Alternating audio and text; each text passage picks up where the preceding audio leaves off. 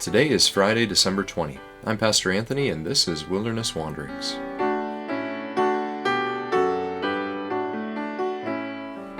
Today our text comes from Ruth 4. Then the elders and all the people at the gate said, "We are witnesses. May the Lord make the woman who is coming into your home like Rachel and Leah, who together built up the family of Israel. May you have standing in Ephrathah, and be famous in Bethlehem.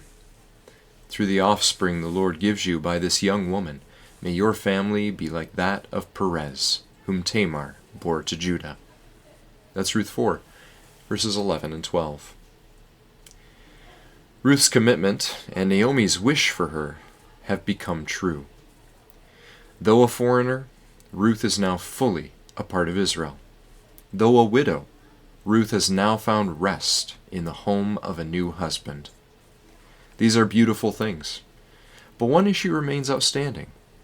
Ruth's first marriage was barren, and Naomi still has no heir.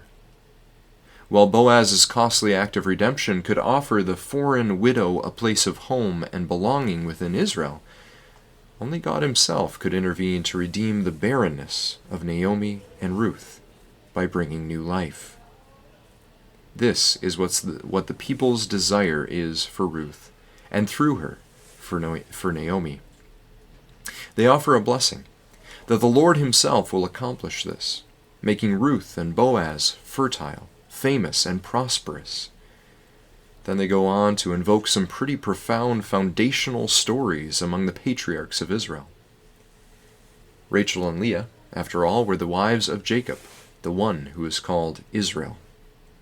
Like the whole of the book of Ruth, the focus is not on the men's role in these stories, but the women's. Jacob is not credited with building the house of Israel. His wives are.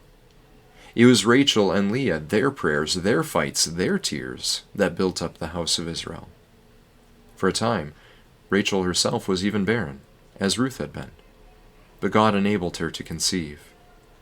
And from these two women came the 12 tribes of Israel, the foundations of the nation. Bethlehem, of course, was a city of the tribe of Judah. Judah's story also includes the bold actions of a woman in a situation not so very different from Ruth. Tamar was also a foreigner, like Ruth, a Canaanite. Tamar was also a widow, like Ruth. Tamar also sought redemption, like Ruth. Judah's first son was Tamar's husband, who died. Judah gave her his second son to raise up an heir for his first son, but he also died. Judah then refused to give her his third son. He abandoned Tamar to her widowhood, leaving her outside the people of God. She, however, chose to outwit her father-in-law Judah through some harshly pragmatic means that brought forth her conception by Judah of 2 twin boys, the elder of whom was Perez. Perez became the leading clan of Judah. Ruth's bold actions to seek redemption among the people of God for Naomi paralleled those of Tamar, the matriarch of the clan of Judah. One gets a sense from all these blessings that it is those like these matriarchs of Israel and Judah who best extol the character of Israel. They are the ones who have wrestled most profoundly with God and sought his favor and redemption despite all the barrenness, widowhood, and exclusion stacked against them. They are the ones who would not let go of Israel's God until he blessed them. Ruth and Boaz now stand among them, even as the people wish that this same hard-wrestled blessing of the Lord will be theirs. The invitation here, for all of us, is to continue to wrestle with God for the blessings of redemption, inclusion, and life that he has promised, and to not let him go until he gives that blessing, just like Rachel, Leah, and Jacob, like Tamar and Judah, like Ruth and Boaz. This is the story of Israel, the people who wrestle with God. As you journey on, may you too go with this God's blessing.